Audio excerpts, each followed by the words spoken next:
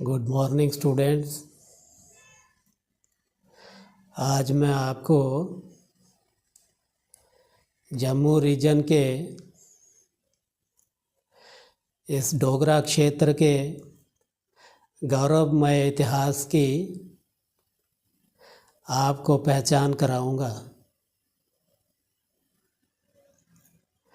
Art and culture किसी भी क्षेत्र के इतिहास में उसकी मुख्य भूमिका होती है।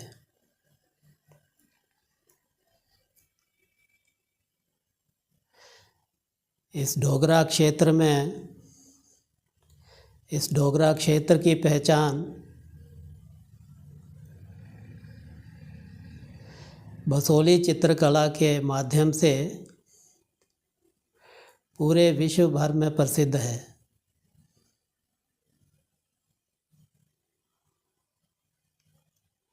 बसोली चित्रकला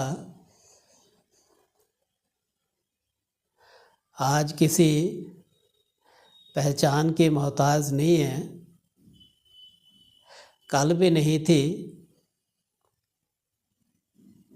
कुछ देर के लिए जरूर ये चित्रकला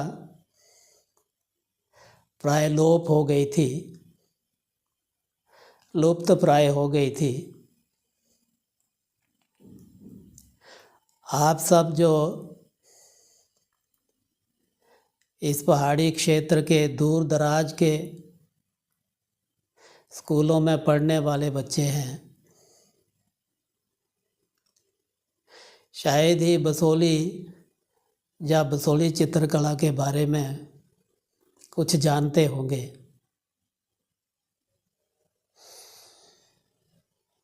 क्योंकि उधमपुर, जम्मू,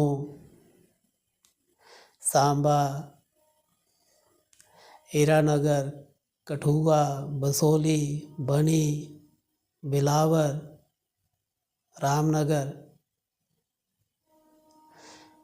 इन सब ज़िलों में कहाँ कहाँ दूर दराज पहाड़ों में और उन पहाड़ी स्कूलों में आप पढ़ रहे हैं।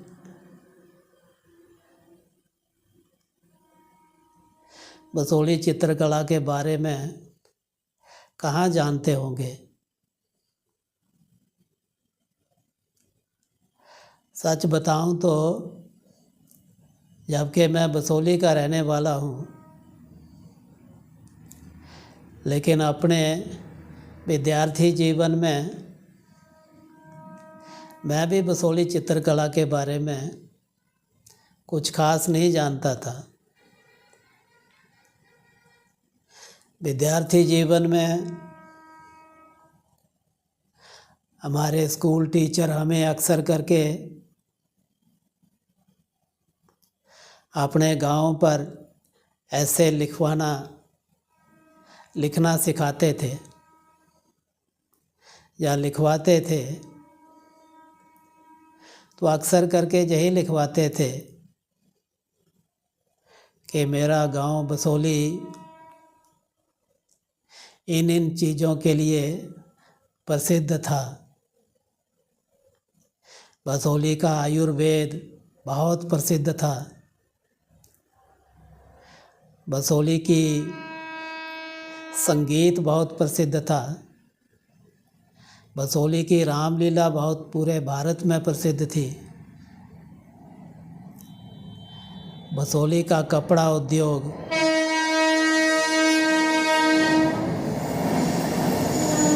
पश्मीना उद्योग पूरे भारत में प्रसिद्ध था।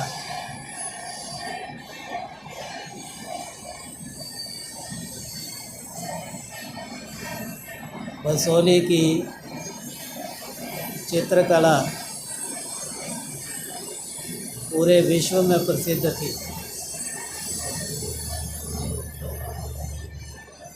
तो ऐसे हमारे अध्यापक अक्सर करके हमें लिखवाया करते थे, लेकिन हर चीज़ के साथ ये शब्द ही लगता था कि था। इसमें भी प्रसिद्ध था, इसमें भी प्रसिद्ध था, इसमें भी प्रसिद्ध था। लेकिन हमें ये सुनकर हैरानी होती थी, हम पढ़ते सुनते तो थे कि बसोहली की चित्रकला पूरे विश्व में प्रसिद्ध थी। रामलीला के दिनों में रात को नाटक भी खेले जाते थे। उन नाटकों में भी बसोहली की चित्रकला पर आधारित कुछ नाटक दिखाए जाते थे, जिनको देखकर लगता था कि वाकई बसोहली की चित्रकला बहुत ही उत्कृष्ट दर्जे की थी, कि उन चित्रों को देखकर देखने वाला ये कहने पर मजबूर हो जाता था कि ये चित्र बातें क्यों नहीं करते हैं।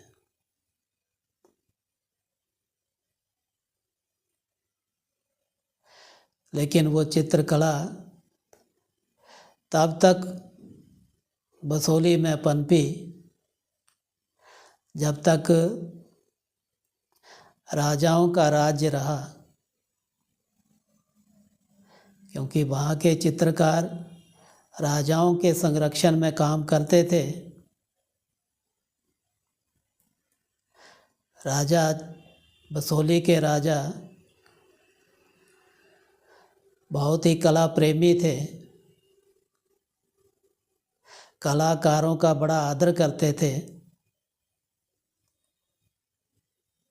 तो अक्सर करके कलाकार अपने चित्र राजाओं को दिखाने आते थे, लेकिन राज खानदान के ख़त्म होते ही वहाँ से वो चित्रकार भी पलायन कर गए दूसरे राज्यों में, और बसोहली की चित्रकला लुप्त होने लगी, और लुप्त होते होते लुप्त ही हो गई थी। जबकि बाकी पहाड़ी क्षेत्रों में चित्रकला पनपती रही। बसोहली चित्रकला को पहाड़ी चित्रकला इसलिए भी कहते हैं क्योंकि हिमालय के साथ साथ जितने भी पहाड़ी राज्य हैं या उस टाइम राजाओं के टाइम में थे, बसोहली, जसरोटा, मानकोट, जम्मू, बसोहली से आगे निकल जाएं, बिल्कुल बसोहली के साथ रावी के दूसरी तरफ चंबा, उससे आगे कांगड़ा, गुलेर, तो ये सारे राज्य पहाड़ी राज्य थे। और पहाड़ी राज्यों में एक ही प्रकार की चित्रकला हुआ करती थी, लगभग एक ही स्टाइल था। हर स्कूल का थोड़ी बहुत भिन्नता, भौगोलिक भिन्नता के कारण, वेशभूषा की भिन्नता के कारण, खान पीन, रहन सहन, आवास निवास की भिन्नता के कारण वो चित्रों में भी भिन्नता देखने में आती थी। अब भी उस टाइम के जो चित्र बने हुए हैं तो वो थोड़ी बहुत भिन्नता देखने में आती है, लेकिन जितने भी पहाड़ी चित्र हैं, पहाड़ी राज्यों में उस टाइम के राजाओं महाराजाओं के टाइम के बने हुए चित्र लगभग एक जैसे ही हैं। लेकिन एक जैसे का मतलब एक ही प्रकार के चाहे वो पेपर है, रॉ मटेरियल एक जैसा ही यूज़ होता था। हैंडमेड कलर यूज़ होते थे, हैंडमेड पेपर होते थे, हैंडमेड ब्रश होते थे। फ़र्क सिर्फ इतना होता था कि जिन राजाओं के लिए वो चित्र बनाते थे चित्रकार, उनकी अपनी रुचि क्या है, अपना इंटरेस्ट क्या है। तो बसोली के राजा बहुत ही धार्मिक प्रवृत्ति के थे। भगवान विष्णु को, भगवान राम को मानने वाले, या विष्णु के जितने भी अवतार हैं उनको मानने वाले, वैष्णविज्म को मानने वाले। इसलिए ज़्यादा चित्र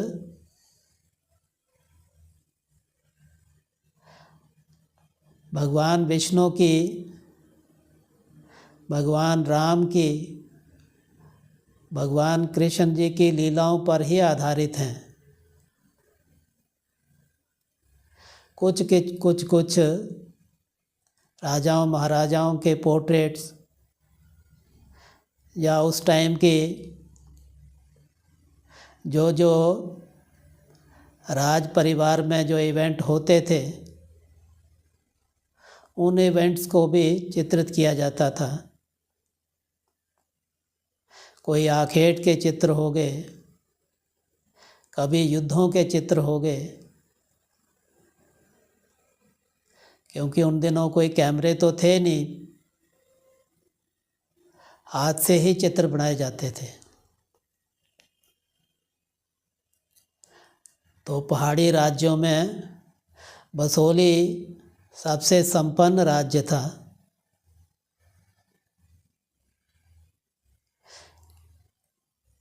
क्योंकि पंजाब के साथ, हिमाचल के साथ और जम्मू कश्मीर के साथ उसकी सीमाएं जुड़ती थी। 3 बड़े राज्यों की सीमाएं जुड़ती थी। तो इसलिए बिजनेस पॉइंट ऑफ व्यू से बहुत संपन्न था। इसलिए वहाँ की चित्रकला राजाओं के समय में बहुत फली फूली, पनपी। और सबसे पुराने चित्र वहीं के मिलते हैं। आसपास के राज्यों के भी, जैसे जसरोटा भी जम्मू कश्मीर का ही, आजकल के जम्मू कश्मीर का ही तो हिस्सा है। जम्मू उन दिनों छोटा राज्य हुआ करता था, बसोली रियासत हुआ करती थी। बसोली का राजा, बसोली का राज्य बड़ा हुआ करता था। जम्मू तो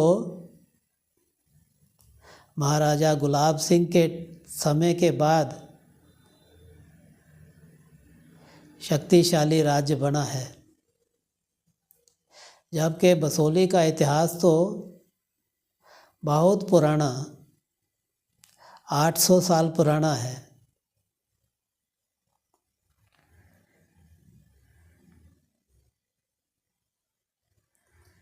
तो उस लुप्तप्राय बसोली चित्रकला को मैं जब छोटा ही था, स्कूल टाइम में, जैसे आपको बताया कि स्कूल में पढ़ते थे, नाटकों में देखते थे,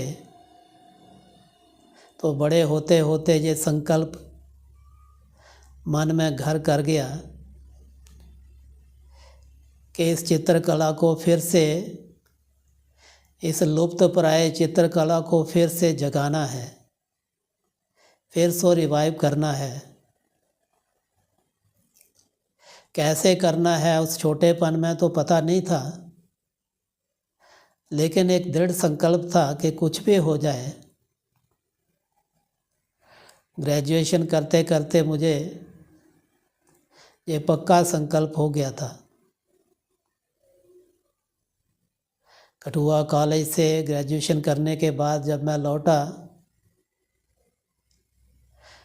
तो भाग्य से बसोली में एक बसोली पेंटिंग ट्रेनिंग सेंटर खुल चुका था।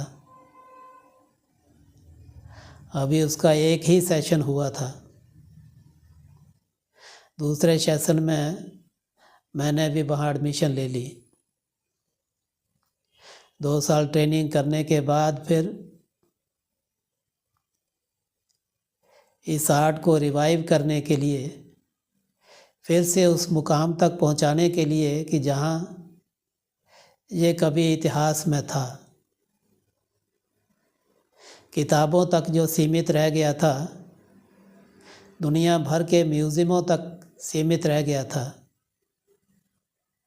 दुनिया के बड़े बड़े देशों के बड़े बड़े म्यूज़ियम्स में बसोली की चित्रकला आज भी देखी जा सकती है।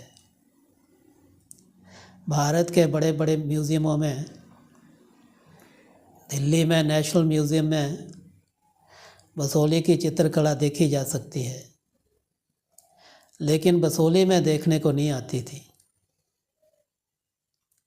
तो मैं ट्रेनिंग करने के बाद गांव छोड़ के इस आर्ट को फिर से जगाने के लिए जम्मू आ गया था। खैर, ये तो लंबी कहानी है कि घर से कैसे बगावत करके, कितना कुछ सहन करके घर से बेघर होकर जम्मू आया था और कैसे कैसे स्ट्रगल करके इस आर्ट को फिर से जहाँ तक पहुँचाया है। इस पर चर्चा फिर आपको बाद में सुनाते रहेंगे। आज आपको मैं यही बताने जा रहा हूँ कि बसोली चित्रकला के लिए कौन कौन सी बेसिक चीज़ें हमें चाहिए होती हैं। इसका पेपर कैसे बनाया जाता है।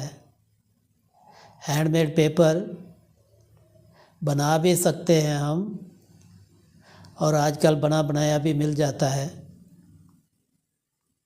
इसको हाथ से ही बनाया जाता है।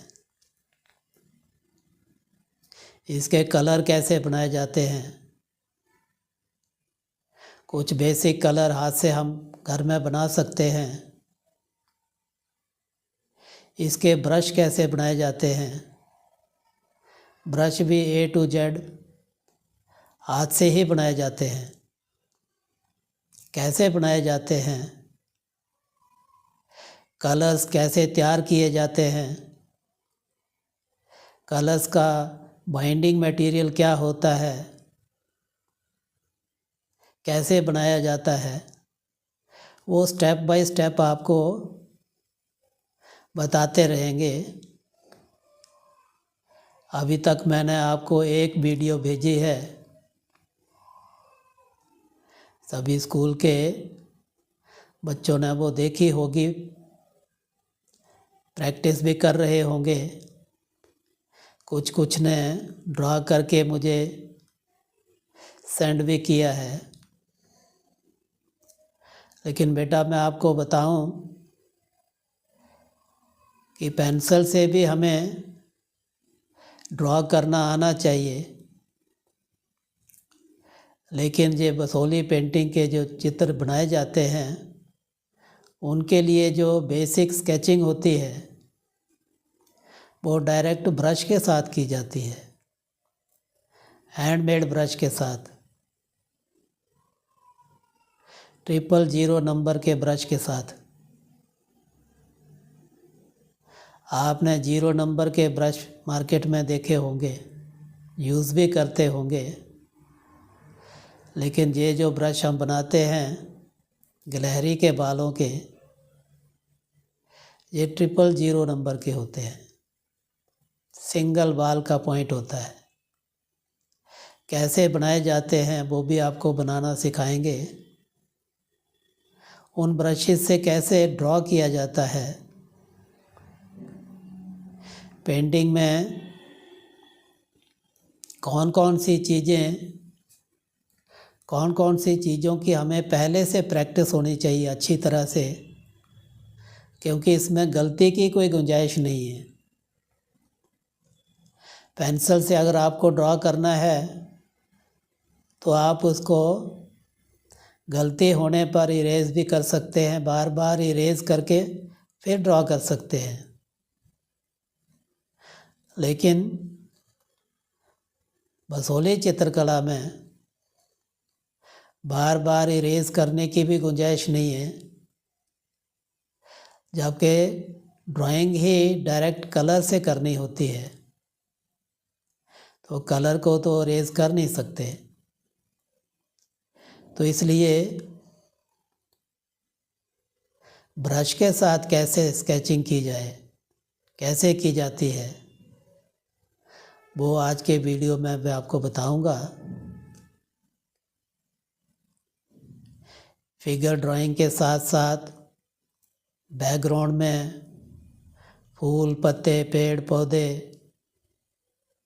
पशु पक्षी, बिल्डिंग के अंदर की साज सज्जा, ये सब इसकी ड्राइंग की प्रैक्टिस अच्छी तरह से प्रैक्टिस डायरेक्ट ब्रश के साथ पहले कर लेनी होती है।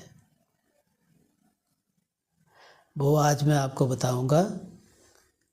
आप ध्यान से देखिए और देखकर ड्रॉ करिएगा, और ड्रॉ कर करके मुझे भी सेंड कीजिएगा, अपने क्लास टीचर्स को भी सेंड करिए। देखो बेटा, जैसे मैं आपको बता रहा था कि भसोली पेंटिंग में हर चीज़ ब्रश के साथ ड्रॉ की जाती है। आप जो पेंटिंग बनी हुई देख रहे हैं, ये हैंडमेड पेपर है।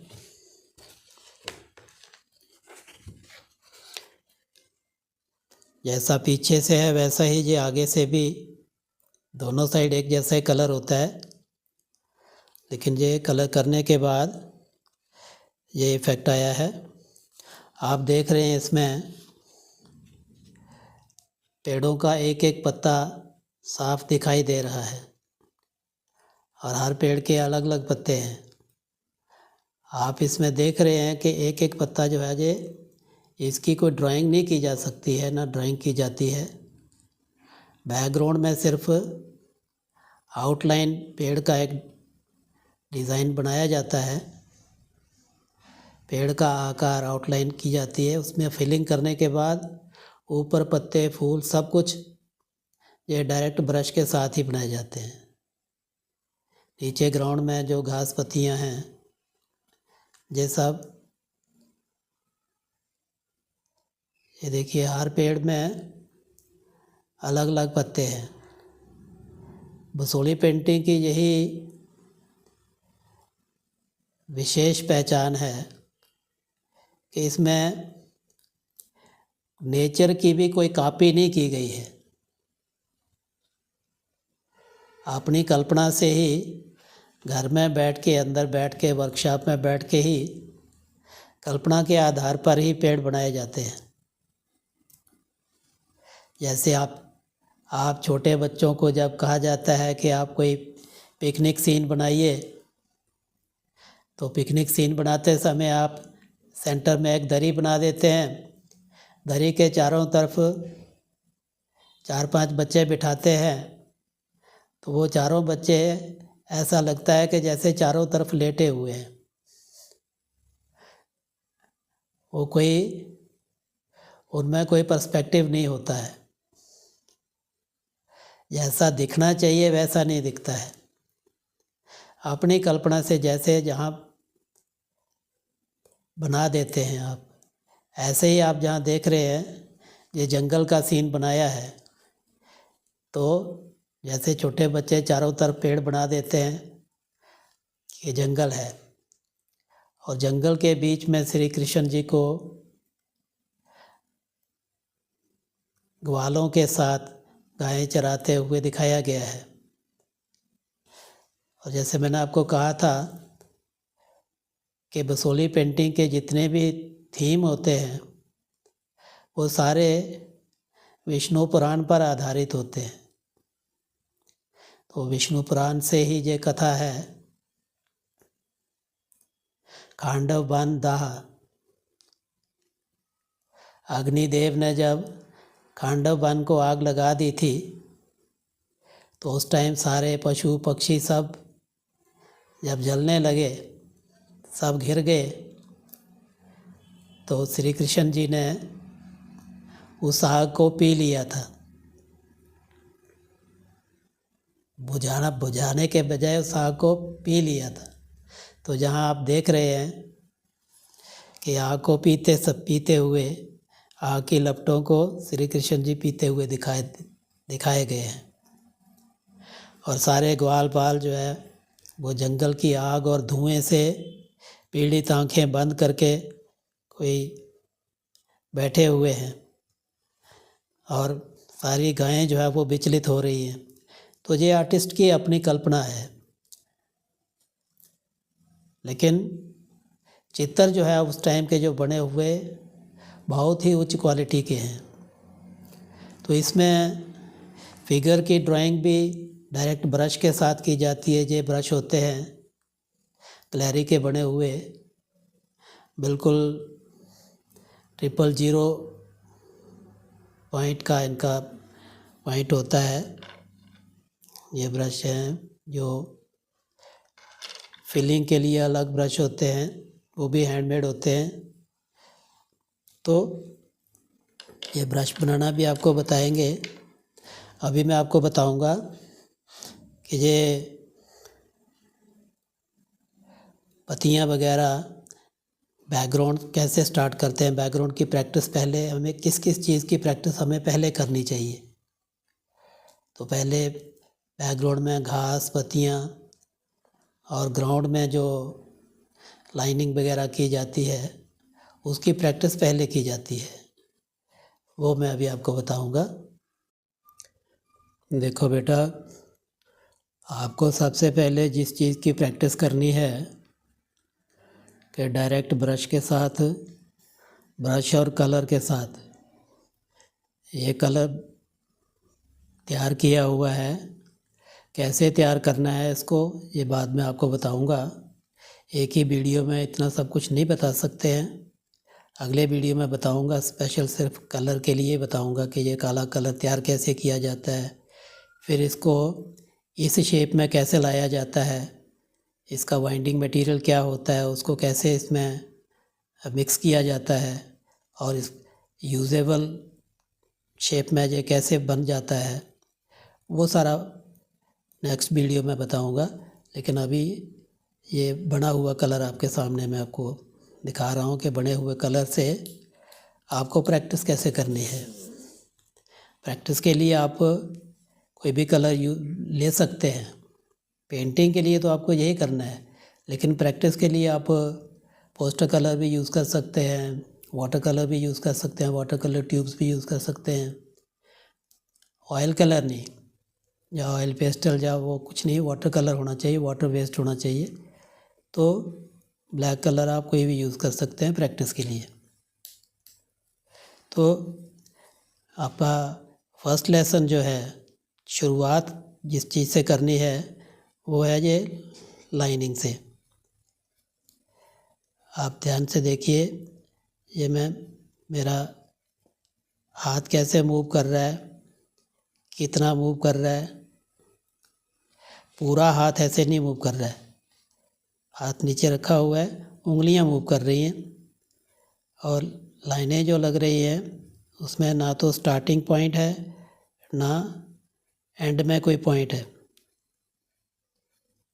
आप कहेंगे कि ऐसी कौन सी लाइन होती है जिसका ना स्टार्टिंग पॉइंट होता है ना एंडिंग पॉइंट होता है। लाइन तो उसी को कहते हैं जो दो पॉइंट्स को जोड़ती है, दोनों साइड उसके पॉइंट होते ही हैं। तो पॉइंट नहीं होने का मतलब है कि वे पॉइंट जैसा दिखे ना। आप ये देखो, सेकंड स्टेप ले रहे हैं, लेकिन अगर कोई पॉइंट होता तो पॉइंट से पॉइंट जुड़ा हुआ दिखता, ऐसा लगे कि जैसे एक ही स्ट्रोक में ये इतनी लंबी लाइन लगाई है। आपको मान लो ये पूरा पेज भी इस प्रकार की लाइनों से भरना हो तो बिल्कुल ऐसे वर्टिकल लाइंस लेनी है, ऊपर से नीचे को। कलर देखो कैसे ले रहे हैं, थोड़ा कलर लिया और फिर ये देखो थर्ड स्टेप भी ले रहे हैं, लेकिन बीच में कोई ऐसा पॉइंट नहीं दिख रहा है कि ये कहाँ से जुड़ी हुई है, कहाँ से कहाँ तक फर्स्ट पॉइंट है, कहाँ से कहाँ तक सेकंड पॉइंट है, कहाँ से कहाँ तक थर्ड पॉइंट है। तो ऐसे ये अब आप कहेंगे कि इसकी टेक्निक क्या है। देखने में तो आसान लग रही है आपको कि भाई हाथ उंगलियां मूव हो रही हैं और लाइनें बनती जा रही हैं, कलर बना हुआ है, लेकिन आप जब करेंगे तो शुरुआती टाइम में आपसे भूल हो सकती है, लेकिन धीरे धीरे आप हो सकता है मेरे से भी अच्छा, मेरे से भी बारीक काम करने लगे। अब लाइनिंग के लिए टेक्निक क्या है कि मान लो आपको जहाँ से लेकर यहाँ तक लाइन खींचनी है, आपका ब्रश जहाँ से लेकर जहाँ तक मूव होना चाहिए, यानी कि जहाँ से लेकर जहाँ तक हवा में यहाँ पर लग जाना चाहिए और इस पॉइंट पर उठ जाना चाहिए और फिर हवा में मूव कर जाना चाहिए। हवा से ही लेना है स्ट्रोक, ब्रश अपने आप नीचे लग जाए और फिर अपने आप ऊपर उठ जाए। ऐसे हवा से खींचते हुए,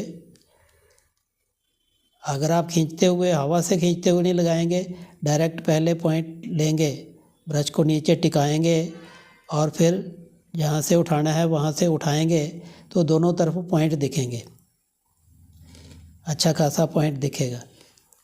क्योंकि जैसे ही आप ब्रश को नीचे लगाएंगे तो हल्का सा धक्का आगे को लगेगा, आगे को धक्का लगने से वहाँ पॉइंट बन जाता है या ऐसे मोटा सा निशान बन जाएगा। पीछे से लाइन पतली आएगी लेकिन स्टार्ट में मोटा। लेकिन आपको ब्रश को हवा से ही खींचते हुए लेना है और अपने आप नीचे लग जाए और फिर अपने आप उठ जाए और हवा में चला जाए। हवा से ही लाइन लेनी है और हवा में ही एंड करना है, हवा से स्टार्ट और हवा से ही एंड। बीच में पेज पर ब्रश कब लगता है और कैसे कब उठ जाता है उसका ध्यान नहीं रखना है, अपने आप नीचे लग जाएगा। ये देखिए, आप किसी भी डायरेक्शन को फिर ले जा सकते हैं इसको, लेफ़्ट साइड, राइट साइड, ऊपर नीचे। अगर लाइन के ऊपर लाइन भी आती जाएगी, लेकिन अगर बिल्कुल पैरेलल लाइन है तो कोई फ़र्क नहीं पड़ेगा, लाइन ओवरलैप नहीं होनी चाहिए।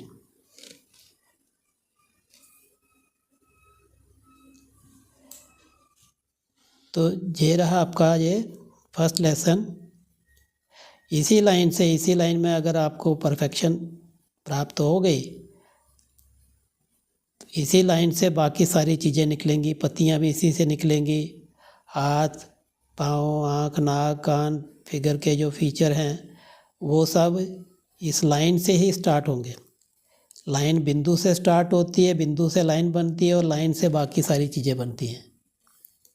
तो आपको पहली लाइन लगाना आनी चाहिए, और लाइन लगाने के लिए मैंने कहा कि स्टार्ट बिंदु का खास ध्यान रखना पड़ेगा कि बिंदु बने ना, स्टार्ट ठीक हो। तो ये है गया आपका फर्स्ट लेसन। इसी से फिर वो पत्ती बनेगी। नेक्स्ट पत्ती आपने पेंटिंग में देखी,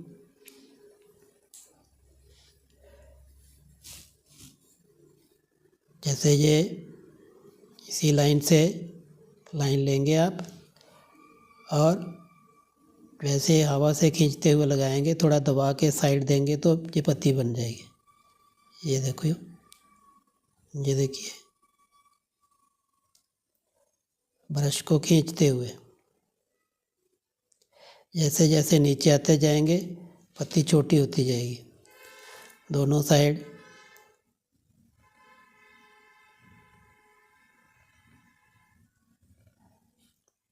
लगाना है, दबाना है और थोड़ा सा साइड दे देनी है। ब्रश को हवा से ही खींचते हुए नीचे लगाना है, ज़रा सा दबाना है और फिर साइड को डायरेक्शन दे देनी है, लेफ़्ट साइड या राइट साइड। फिर से देख सकते हैं, सेंटर लाइन लगाई, फिर ब्रश को हवा से खींचते हुए लगाया, दबाया और साइड, लगाया, दबाया और साइड, लगाया, दबाया और साइड। अब ये पत्ती जो है आपकी, इसकी शेप जो है वो ऐसे है, ऐसे करके गोलाई में। लेकिन आप बनाएंगे तो पहले पेंसिल से आउटलाइन लगाएंगे, फिर बीच में फिलिंग करेंगे। लेकिन इस ब्रश से आप डायरेक्ट ब्रश नीचे लगाया, दबाया और साइड दी, शेप बन गई। ठीक है, इसी से दूसरी शेप की पत्ती, ये ऐसे, इसकी शेप ऐसे है, ऐसे करके। लेकिन आप डायरेक्ट ब्रश को लगाया, दबाया और ऐसे छोड़ दिया। ये इसी से फिर तीसरे प्रकार की पत्ती भी ऐसे।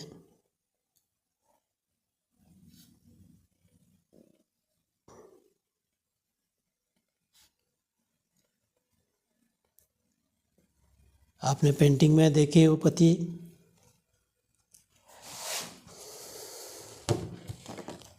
जैसे ये पत्ती है,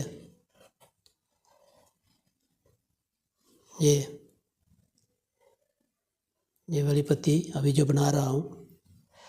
और भी बहुत सारी पेंटिंग्स में ये सारी, ये तो कुछ 4-5-7 किस्म के पेड़ बने हैं, तो कई किस्म की पत्तियाँ आपको बनानी पड़ सकती हैं, हर प्रकार की।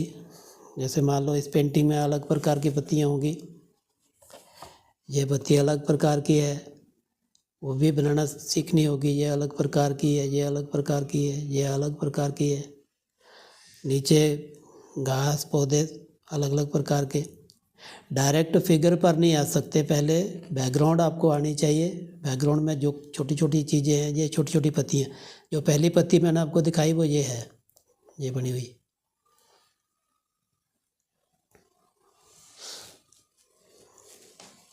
तो ये टेक्निक का आपको पता होना चाहिए, फिर वो प्रैक्टिस पर है। जितनी प्रैक्टिस करते जाएंगे, अब मैं इस पर बार बार पत्तियाँ अलग बढ़ाता चला जाऊँगा, वीडियो लंबा हो जाएगा, इतना ही रखते हैं। फिर से देख लीजिए इस पत्ती के लिए,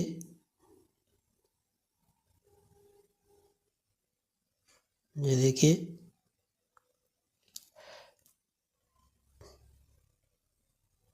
हर संडे को मैं आपको नया वीडियो बना के भेजता हूँ। सारे इस डोगरा क्षेत्र के सभी स्कूलों के बच्चे, आप सब इस पर प्रैक्टिस कर रहे हैं। उधमपुर के दूर दराज के सभी लोकल बड़े बड़े स्कूल भी, छोटे स्कूल भी, गढ़ी, रैम्बल, चक, रामनगर के सभी स्कूल, बसोली के, बणी के,